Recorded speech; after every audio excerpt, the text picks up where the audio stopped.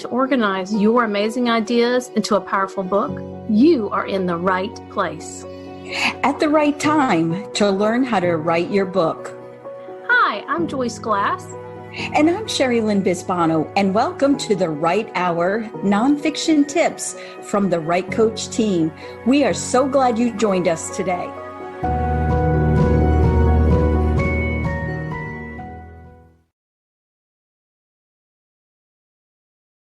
Welcome to 1104 of The Right Hour. We continue the power of story. Today you're going to love hearing Elizabeth Somboun share her harrowing story. Recently, Elizabeth released her book, Elevators of My Life. And after I read the first few chapters, I knew I had to have her on this show.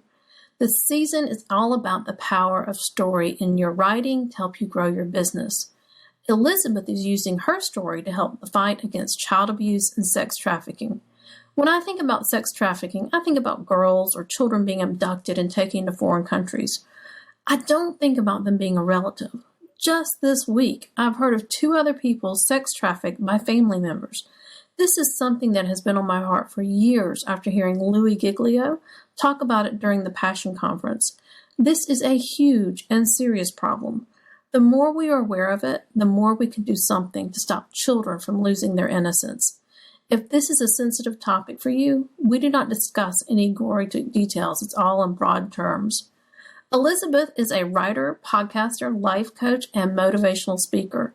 She's a strong advocate against child trafficking. She works with Beyond Trafficking and helps them with the curriculum for their new safe house called Amanda's House. She loves helping people. She completed her surrogacy in 2018, and she loves photography and is a huge foodie. Are you ready to write your story? Hi, and welcome to this episode of The Right Hour. I am so excited to have Elizabeth with me. And how do you pronounce your last name, Elizabeth? Somboun. Somboun. All right. And we're going to be talking about story. Elizabeth has written a powerful story called, oh my gosh, I forgot the name. Elevator what? Elevators of My Life. Elevators of Your Life. There we go. I apologize for forgetting that. But tell us a little bit about you and your journey to write your heart-wrenching story and this overcoming this trauma. Well, I would have to say, you know what, thank you so much for having me on your show, and thank you so much for that amazing introduction. So the passion for it came out of, it was actually my brother who was like, you need to tell your story. And I had put it off, and then I was just like, you know what, there are just too many people in the world right now that are dealing with some of the same issues that I'm dealing with, like rejection, depression. And so I was just like, okay, I'm going to do it. So I guess it was really my brother Christopher who really kind of pushed me into the edge of doing it. I had started it, and then I had put it off, and then restarted it and put it off. So it was really good of him to just be like, you need to do it. You need to do it, and you need to do it now. So that was how it kind of all got started. So awesome. So about how long did it take you to write it? I wrote it in 4 days. Wow. I'm impressed.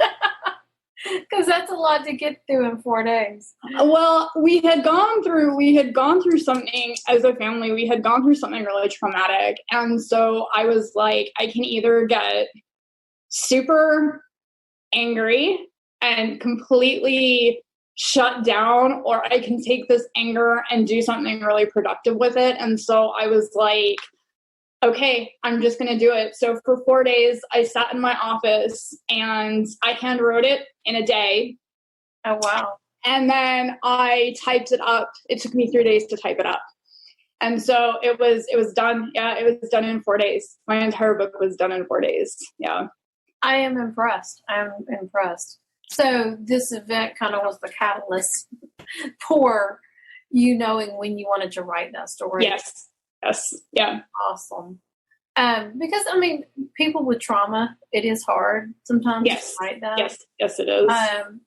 what did you work with an editor or a writing coach any along the way? I did. I worked with my editor, and it was to be frank, I think my editor, Clara Trainer, I think that it was harder for her to edit the book than it was for me to actually write it. But she did an amazing job. I think, and I will say this as a warning, like if you have been through trauma and you're like looking to write your book, you need to understand that it's probably going to be the editing process that is going to be the most gut-wrenching, because it's going to be your editor that's going to be asking you like really personal questions. And some of those questions, like, she would be on the phone with me for like 3 hours a day. And I just remember this one time I was just like, I have to take a break. It was 3 a.m. and I was just like, I have to take a break. Call me tomorrow. Like, I really have to stop. And I think it's really important in the writing process. If you have been through serious trauma, I would say first go through your healing. Mm-hmm. And then when you're going through the writing process, not everybody is as strong as me. Like some people won't be able to do it in such a short amount of time. So, you need to know when to take breaks and when to, continue, because it is a lot of not just mental work, but it's emotional, and it is, it's like an iron going over those pain points. So it's really, really important for you to know when to stop and when to breathe and when to continue, for sure. Yeah. Well, and I always recommend people to work with an editor, because that's what really hones in your book. And nobody can look at your work objectively. Like you can't look at your work objectively, is what I meant. Mm-hmm. But somebody else can. I mean, you can be the best writer in the world. And that's what I tell people all the time is you know what? Steven Spielberg, or not Spielberg, King. There we go. Mm-hmm. Right, Stephen. Stephen James is another one. On Grisham, any writer that you can think of, all of them use editors, because it's just a part of the process to make a professional book, to hone it, to refine it, to make it even better. So it's easy for people to read and connect with you, and just makes it better. So I'm glad that you used an editor. And like I told you before we started, I could tell. I've only read, I think, the first 3 chapters, and I could tell you had an editor, because the way it flowed, and it kept me engaged, and I wanted to keep turning the page, and I hated to stop it, but I had to stop because I had other things to do when I was reading it, and I need to get back to it. But, right. But it is a fabulous book. Thank you. That is a huge compliment coming from somebody like you. I feel very humbled and very honored for you saying that. So thank you. Thank you so much. Welcome. So what helped you when you were writing those memories that were tough to think about? I know when you have to kind of relive those painful situations, what are some things that helped you cope with that or work through that? That's a really good question. I think for me, I'm a very determined, some would almost call me brazen. And there's a reason for that. I don't back down from challenges very often. And I knew that as hard as it was to write about it, truth always has to come forth. Mm-hmm. And it was because I needed people to understand, especially people that work with adopted kids, that are thinking about adopting, that are helping people that have been trafficked themselves, people that are in street ministry. I needed them to understand that people with trauma, it's not just trauma. There's more to us than just trauma. And the way we think, the way that we feel, the way that we perceive things is not always as black and white as it may seem to other people. And I think it was because of that knowledge I had to write it, because without it, people just assume, well, they're just that way just because they want to be, or they're using drugs just because it's a cop-out, or they need to understand the pain that gets them on the street, that gets them addicted, that, and I'm thankful that, that wasn't my story, but in all reality, that should have been me. Right. I should have been the addict. I should have been the hooker on the street, turning tricks for her drugs. That should have been my story.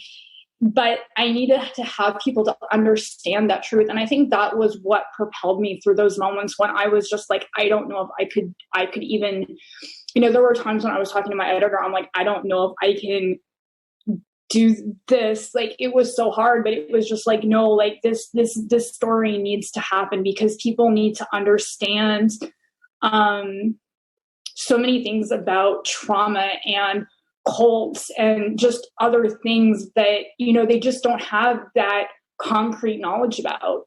Right.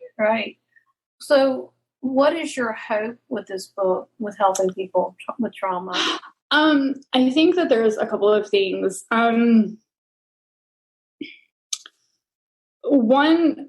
thing that I really wanted people to understand is that sexual trafficking is not always the runaway teenager that, has gotten into drugs. It's not always, the kid in the Philippines that is being trafficked in some third world country where, foreigners are, tricking them out. It can happen in your own backyard. My sexual trafficking took place in Oklahoma, the Bible Belt of America. The doctor.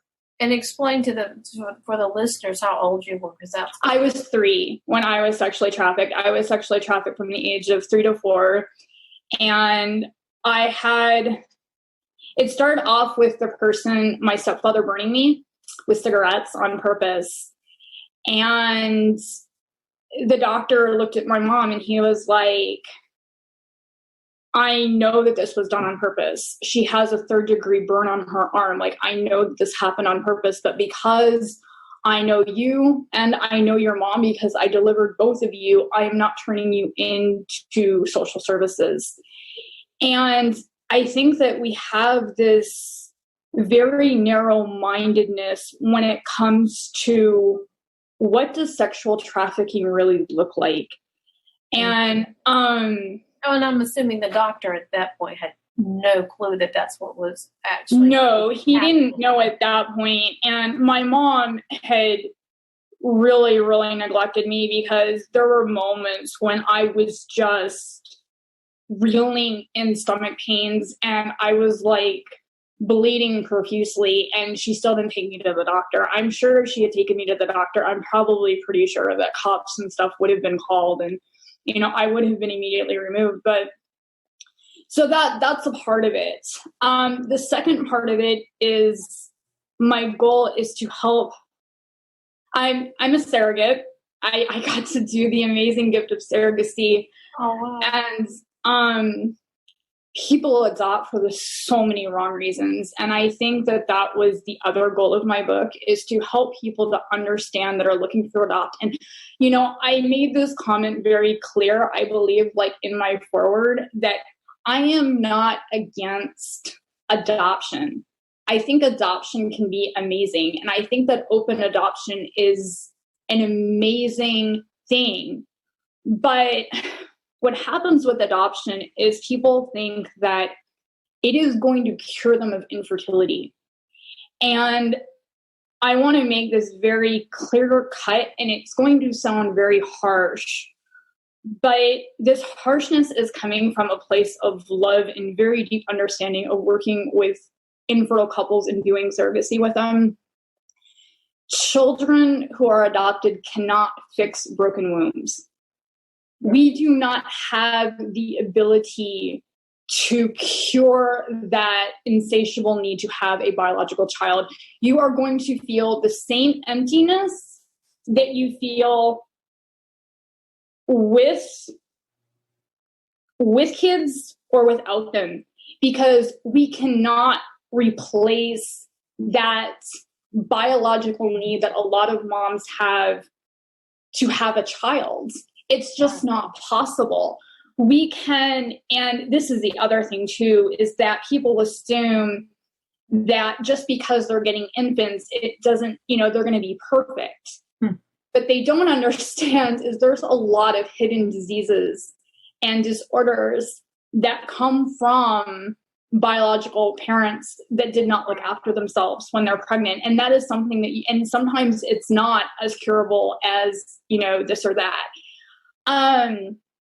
So that's the other goal that I have, is to help people to understand the whole adoption process, and that a lot of people that take on adopted kids from teenagers, that a lot of times, 9 times out of 10, those adoptions are not even consensual adoptions.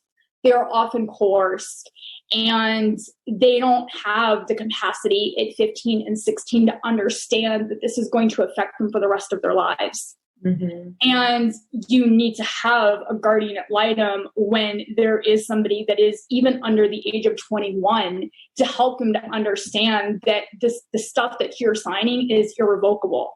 Right. And if they do not understand that, because I can tell you 100% with certainty that most babies, a lot of babies that are adopted, sometimes come from the black market.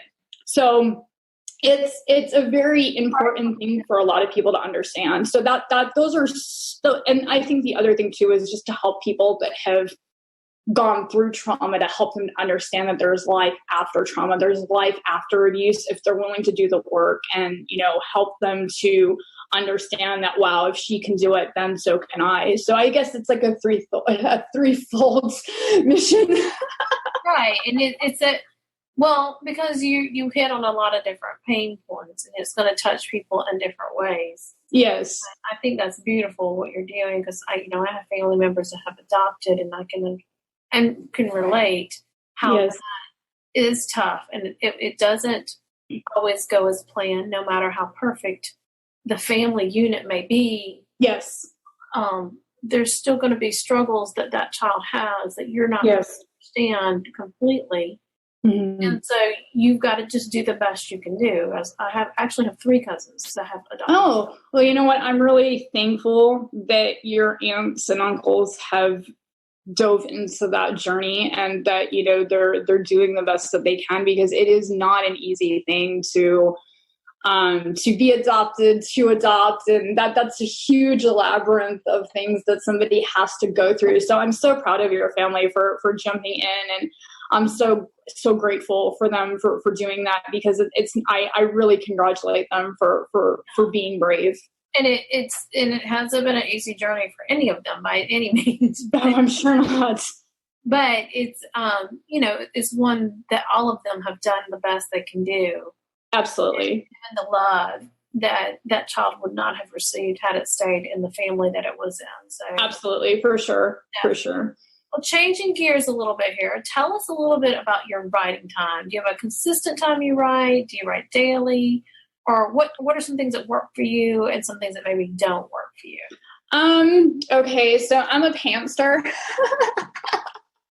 Sort of. I've kind of curbed my writing journey a little bit. So I am a pantser, but I kind of, in my mind, I kind of have an outline to get me to the end of the book. Mm-hmm. And I really have I call it surfing the wave of inspiration. So what that means is, and my poor husband, he has to deal with my 2:30 wake ups, because if I wake up and grab a drink of water in the middle of the night, and then it's like, oh wait, I've got this great idea, I could be at the computer until 10 hours, because I'm writing this wave. So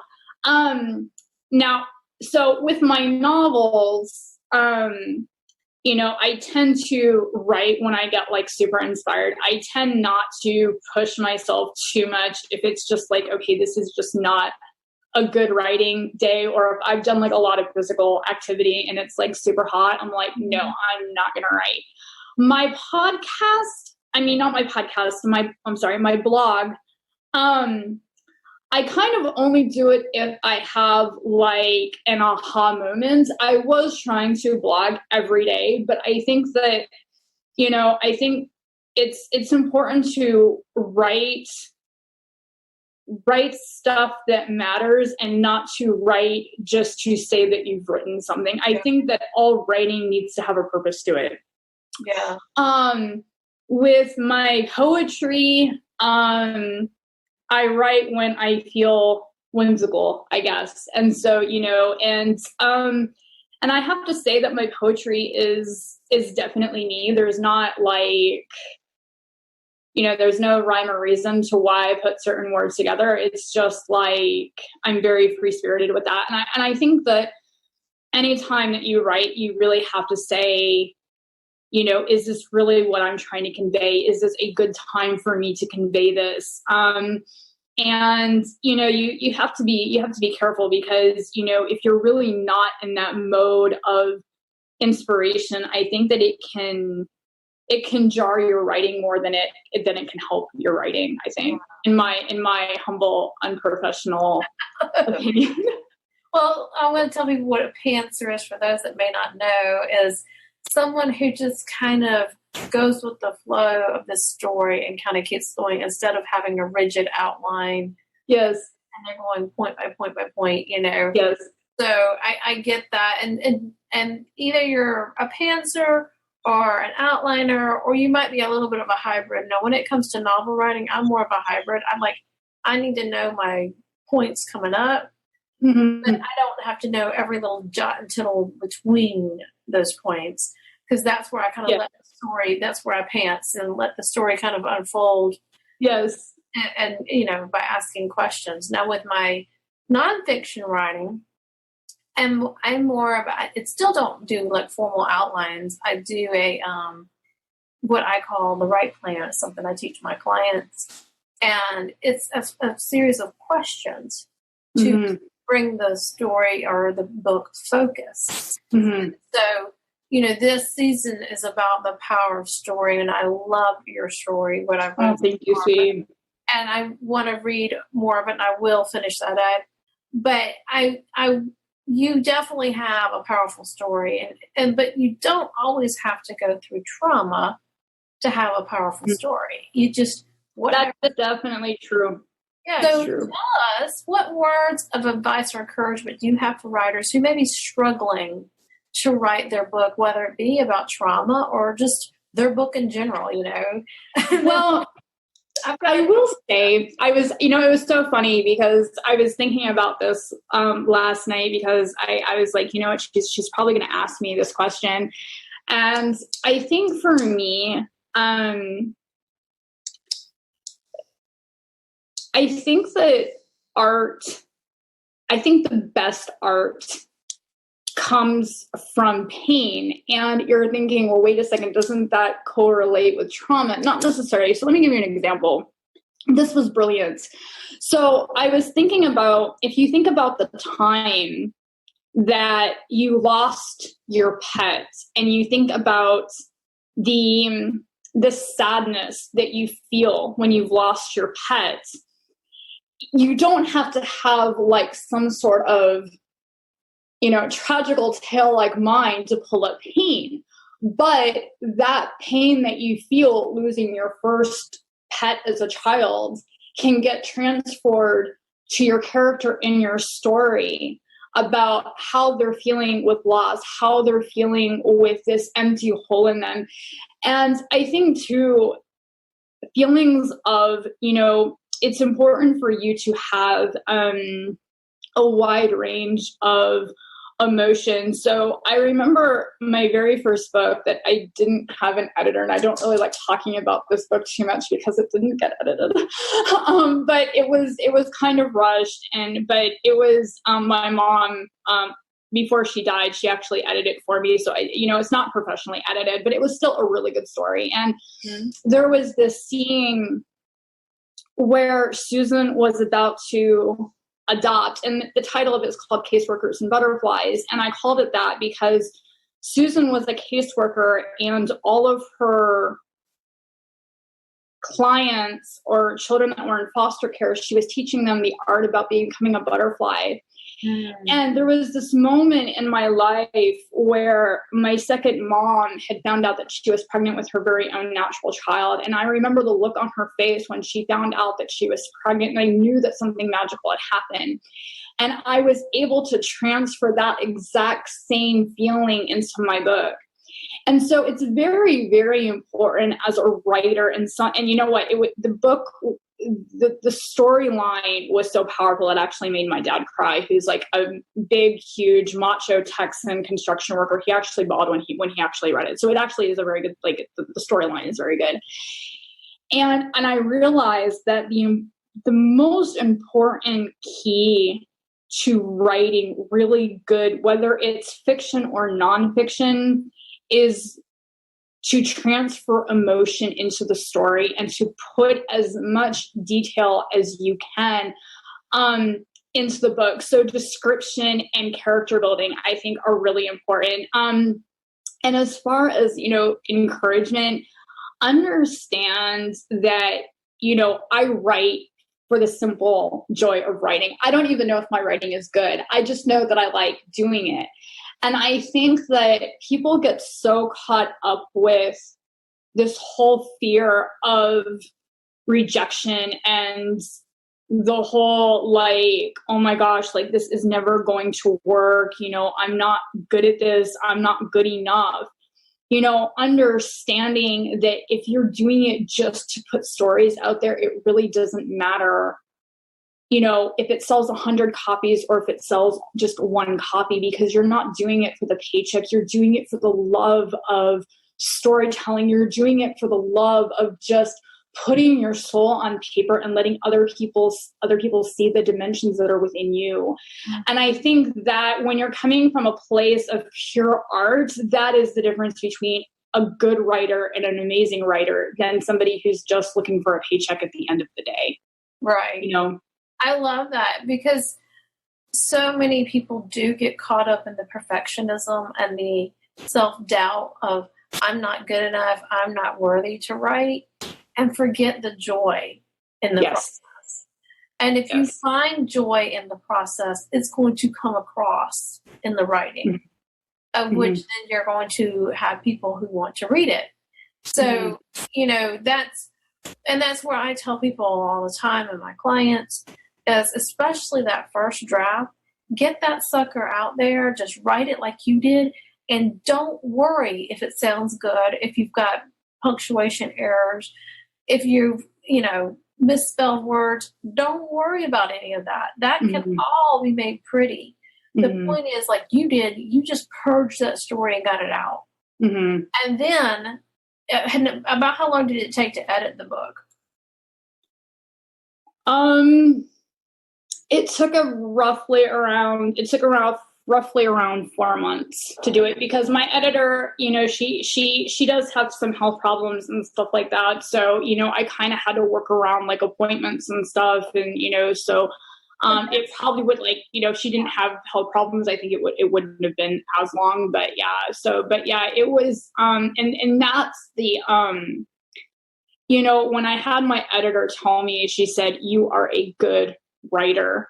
She says, "You're a phenomenal writer." Like, there is so much, you have a lot of girth when it comes to writing, and so, and I think that when, other people are telling you, like, "Wow, this is good. Thank you for sharing that." Or even when you're just writing Facebook posts and you're like, "Wow, that was amazing." That you have the gift, I guess you want to call it, and I think it's important to understand that, you write for the sake of writing, and the more you write, the better you get. The more complex your descriptions get in the book, the more, the more clear the syntax is of the story. And I think that all comes with just, a good editor, a good writing coach, whatever, having like, I had a team of cheerleaders that were just like, thriving on just the fact that I was doing this, and they were just in my corner saying, yes, you can do it. Keep going, you know? And I think that's key. That's very, very key, is to have a very good team behind you. It is key, because when you have those people cheering you on, and I'm going to give shameless plug here to the TWC Writing Club. That's what we do in that club. Yes. We cheer people on. And if you can't afford private coaching, then this is the next best thing, because right now it's $29 a month. And you've got people that are cheering you on. And what I love is in the group, there's people, they're encouraging each other. It's not just coming from me and Sherilyn and Keith who run the club. It's coming from each other. They're lifting each other up. And that's what you want. And that's what you need on this writing journey. Yes. And, you know, I love that you did step out and get help. And it's perfect. And what I was going to tell you, you said it took 4 months. You know, for a good story to what I call marinate, it's just, you need good 4 to 6 months, you know. Yeah. And it could take, I mean, I've had people that I worked with for a year, because between their schedule and my schedule, because we were coaching and editing too. It wasn't just editing. But it took them that long to write the book, between their schedules and mine, and just everything going on. And for the story to evolve too, especially a first book, which a lot of my clients are writing their first book, that it does take time. And it's okay if it takes that much time. Yeah. Because then you know the story is the best it can be. The book is the best it can be. And that's what you're looking for. You want it to be the best it can be, and rushing it and getting it out there, that's great if that's you and you can do that. Because some people move faster than others. I know. Yes, absolutely. Some personalities, they move fast. Some personalities, and I'm not one of those. I move at a little bit slower pace, because I take things in, I process them, and then get them out. You know, so it just depends on, what I'm getting at is, if someone's listening to this and it takes you a year to write your book, it's okay. Not everybody writes their book in 4 days. Elizabeth is one of the few. Okay. Just so you know. Yeah, it was crazy, because my editor asked, she's like, you know, for the amount of she's like, this is really good. She's like, for the fact that you wrote it in 4 days, there is so few punctuation stuff. It was really, actually, the thing that she actually had to do, it wasn't so much grammar or punctuation. She had to cut it, because I had and I was like, oh, and that's the other part when you're working with an editor, you can't get attached to your projects like children. They are going to be ripped. They're going to be torn, and it's going to be and my husband was like, what's wrong? And I'm like, she took that part out. And he's like, it's okay. It's going to be fine. People are going to like it. I was like, but she took that part out. She took it out. You know? And I had to understand that this is part of it, you know? So don't get too attached to your, you know, to certain parts or to certain chapters, because, you know, it wouldn't have worked. You know, I had so much in there, and she's like, it's too much. It's too overwhelming. We have to bite size it. There's too much trauma. Right. I totally get that. And I love how Anne Lamott calls that cut your darlings, is what she's calling it. Yeah. But what I always tell people is, you know, put those all in a document, everything that's cut. And that could be, you know, that could be content for a Facebook post. That could be content for a blog post, or something else, you know, or for another book. You know, it could be for another book. It depends, obviously, what it is. Yes. But I love that. We had a client I worked with last year, was helping her with her, she wanted to do a memoir, but we changed it to more of a self-help book with her story woven through. Right. And what she had written, it was her story of what she had been through and stuff, and hers was eating disorders and some other things. And 190,000 words for a nonfiction book. That's longer than some novels. I am one of those. So just to give you an idea, a nonfiction book is generally anywhere from 40,000 words to about 90, maybe 120 25,000 words. She was like way over it. So when we went and started distilling it down, that's when it really got honed in. It was better, and it got the point across. So what your editor did for you, what I do for my clients, is not everything has to be in there to make a powerful point. Yes, it's true.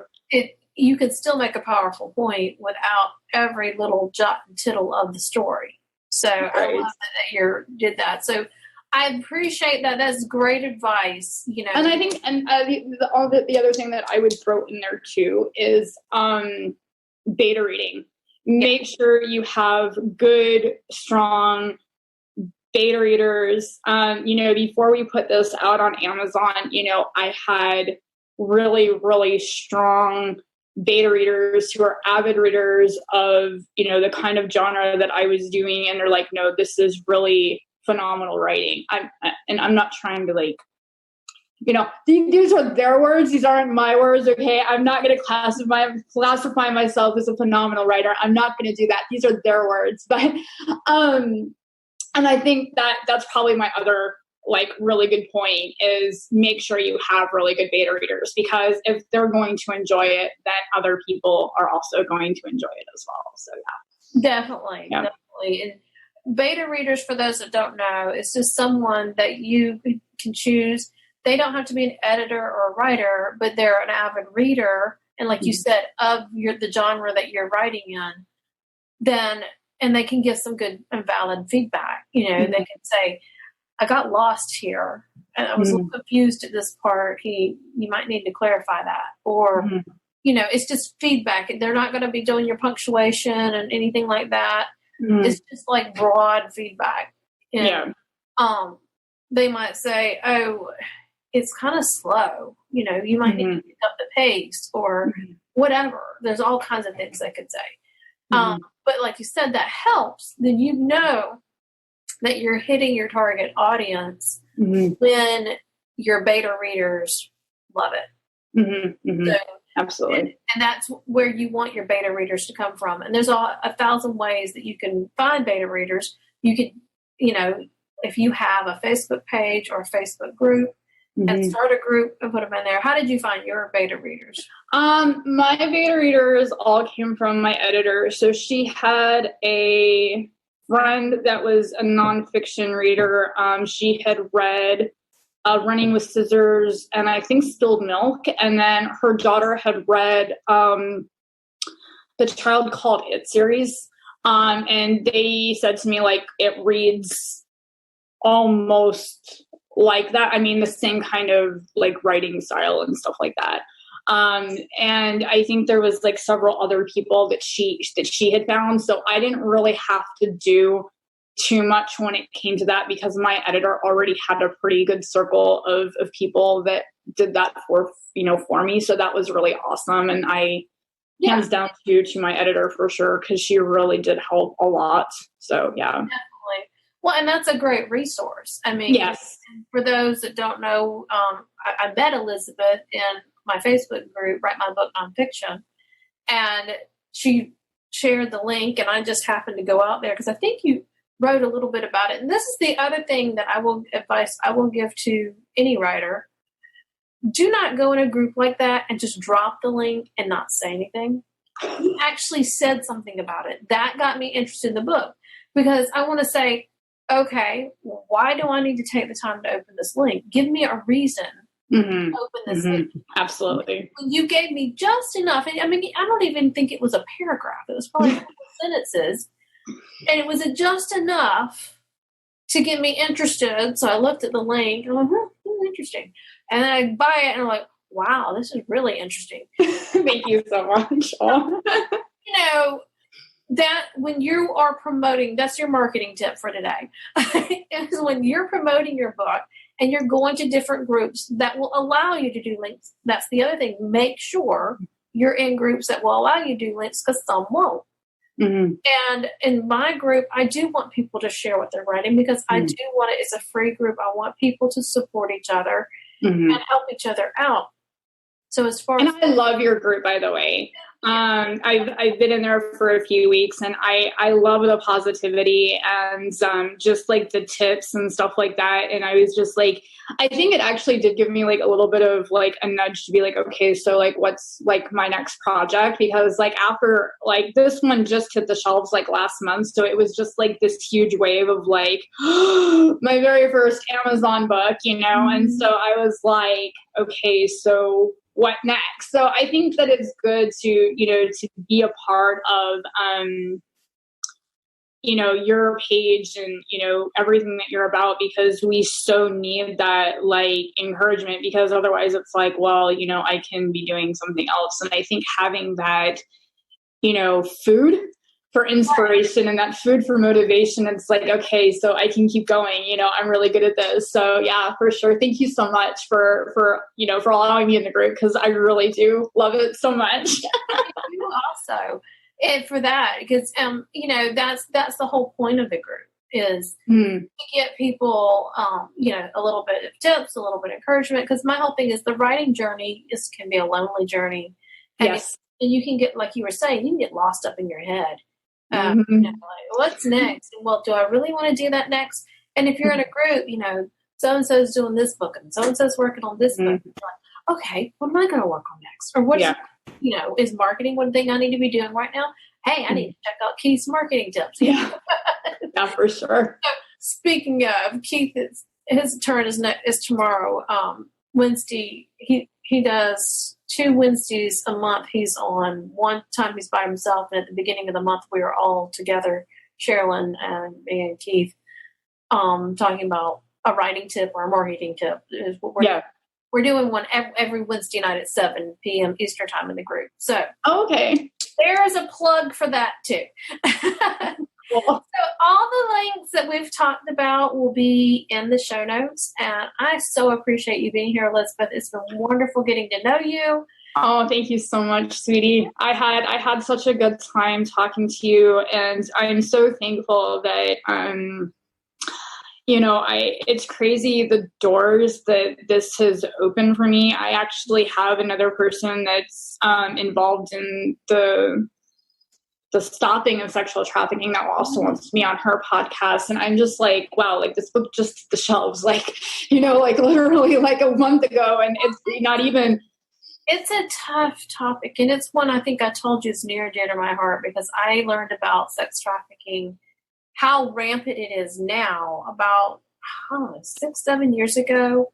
The Passion Conference that Louis Giglio runs. Yes. He had multiple people in there. Christine Kane is a very big. Yes, Christine Kane. I love her so much. She's like my all-time hero. I love her so much. From Australia. You could just love to sit and listen to her, you know. And she's from Australia and she's sassy. So I mean, she's awesome. You can't get any better than that. Like, and she has a heart for this, and she has an organization called A21 that helps people get out of sex trafficking and then helps them heal through that. Yes. And move on with their lives. And I was opened up to the fact of sex trafficking and slavery that goes on all over the world and even in your back door. Now, I live near Atlanta, Georgia, and I've heard Atlanta is one of the worst places. It is, yeah. For the sex trafficking. And that's so hard for my brain to comprehend, because I grew up in the suburbs of Atlanta. Yeah. And, you know, I'm sure there's stuff that happens there. I know there's stuff that happens there. But I was not privy to it and not, you know, didn't know about it. And so it just blew my mind away when I learned how rampant and how worldwide this is a problem. It is. It really is. And, you know, that, you know, it's really interesting too, because, you know, when people read my story and realize that, you know, it's in this really small hick town, you know, 2 hours outside of Tulsa, you know, on the border of like Arkansas and Oklahoma. And, you know, people are like, wow, this like really happened. And, you know, it's really eye-opening, because like my editor was like, how did this happen to you at 3? Like she couldn't imagine it. And I'm like, she's like, can you like explain it to me? Like, I don't understand. Like, why would how did this happen? Like, how did this physically happen? You know, she just couldn't wrap her brain around it, you know? And I think that, and I tried to write it in a way, you know, because I'm sure that now people are like, oh my gosh, like what's entailed in this book? It's very well written, that there's not gross details that's going to be. No, there is not gross detail. And I did that on purpose because, you know, I don't want people to be, you know, repulsed by it, thinking like, oh, it's too graphic. And so I tried to write it very, I guess, if you can term it classy. It is. I mean, it is. It's written in a way that it's insinuated. You can tell from your reactions and the things going on what's really going on. Yes. Without having every detail of what's going on. Yes. And I did that because I didn't want this to be like, you know, especially for people that, you know, are in the South and who are in the Bible Belt, to be like, I'm not touching that book with a 10-foot pole. And, you know, and there isn't any cursing. Like I would probably rate it like a PG-13.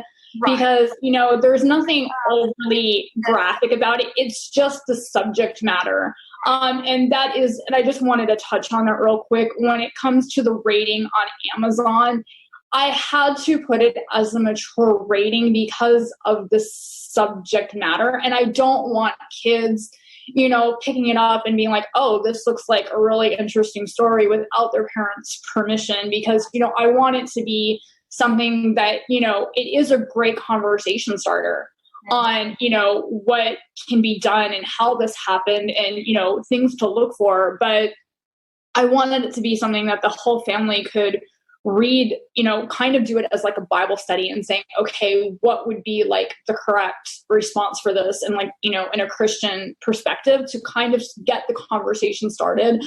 But there is no cursing. There's not graphic detail. You know, I tried to shield people from right. the cruelty of it.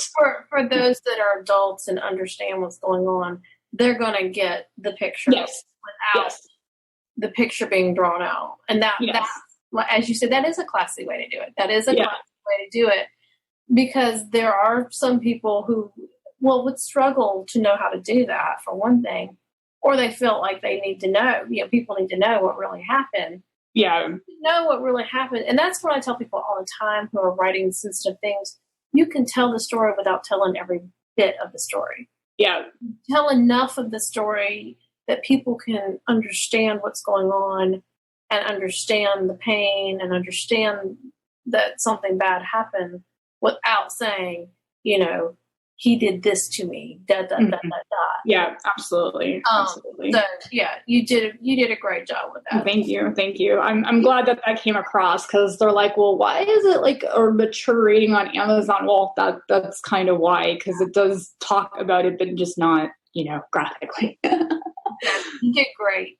Well, you have a great day, and thank you so much. Thank you so much, sweetie. Have a great day, and I'll be looking forward to the link on this so I can share it with my people. Awesome.